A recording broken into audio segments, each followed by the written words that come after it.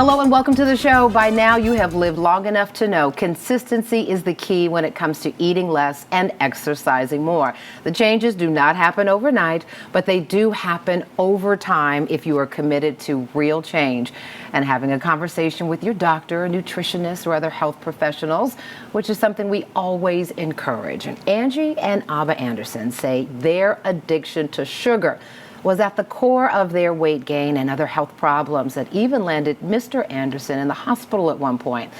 3 years and more than 300 pounds later, the Andersons have an incredible story to share.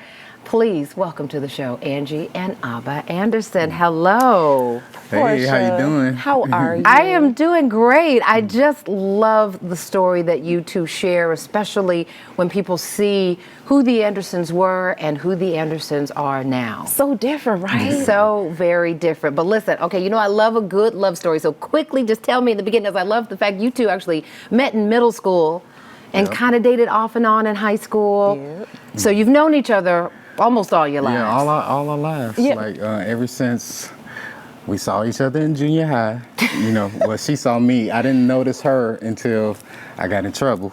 Okay. Gotcha. Understand Yes. that it happens, but you guys did some volunteer work. You guys worked together, We known each other did. over the course of the years. We did volunteer work together in Texas. We originally from Chicago, and so our church they did a whole missions trip in Texas, and we were assigned to work together. Girl, I was happy because I've been eyeballing him since 7th grade. Okay, I And now love it. Here we are now, almost 10th grade, and I was like, oh, I'm growing into a young lady now. I love it. I love it. Now, let me ask you this. Were you chubby as middle schoolers? Yeah, I was always big. I was big ever since I was like 9 years old. So my whole life I've been obese, but in my middle grade years, I think Biggie was like at the forefront, so I still had like the Biggie cool, like. Oh, right, be a little chunky but He funky. made it easy for us. Yeah, exactly. I called him my big papa. I did, and he was he was in 8th grade. Well, yeah, it was cool. Then, Yeah, I was able to always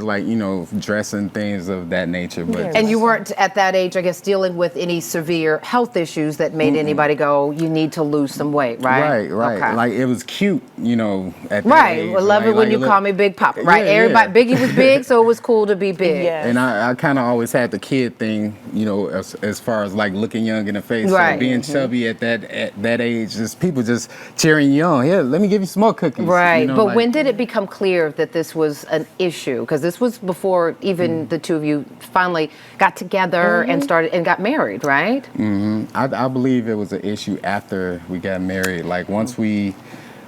I would say, really when we started having the children, at being a pregnant mom, you gain weight a little bit, and then dad gains weight too, Right. and then the second baby, third baby, and he's gaining as I'm. And there's a little bit of weight gain with every child, and you have. And we have 5. Right. We have 5. So I would gain it and then lose it. Yeah. But his metabolism wasn't as high. So he would gain it and then keep it. Yeah, And so, every time. So every time she got pregnant, I got pregnant too.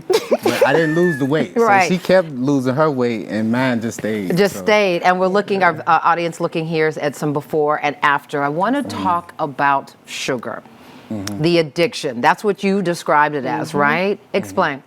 Well, I was really the one with the major sugar addiction. So there was a point in our marriage after baby number 2 where Appa was having to travel a lot. And because he was traveling a lot, I was at home, I was cooking, I had 2 young children, I had 2 under 5, and sugar became my homie, you know what I mean? Yeah. So the comfort food, the sweets, It right? was, The and- pastas, the stuff with the carbs, the stuff that tastes the best. Well, mine was cake. So I would go to Yeah. Whole Foods and I would get red velvet cake and just tear that thing down.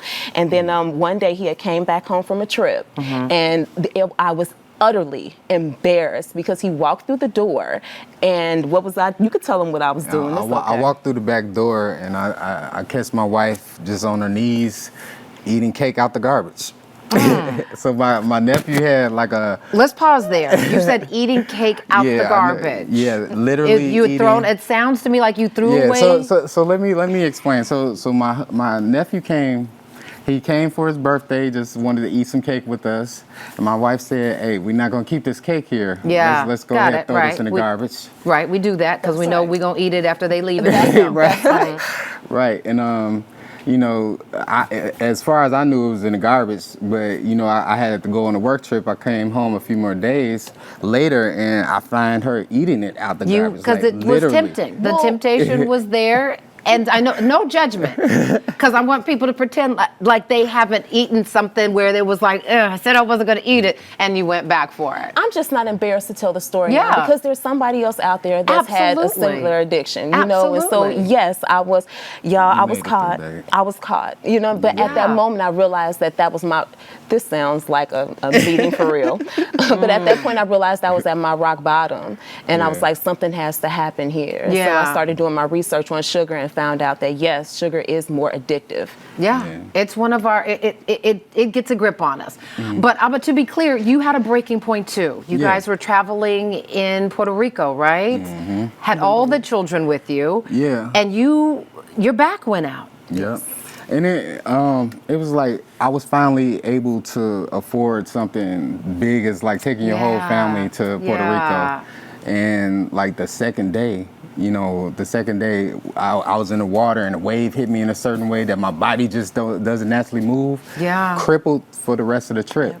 Wow. I couldn't walk, couldn't do anything. So my children just like looking at me in a hotel room, just like That you know, had to bored. be hard for Yeah. you as the husband, as the father, who finally was able, like you say, to take your family on a trip like this and be physically incapable of participating at that point, Exactly. right?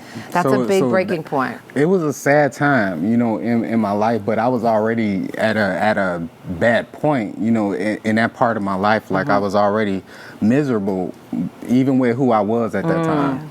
So, So we're going to pause right there because there's more to the breaking points, right? There are some more revelations when you two both recognize we've got to do some things differently, not just for ourselves, but for our children because they're watching, right? This conversation about the great transformation of Angie and Abba Anderson will continue when we return. We'll be right back.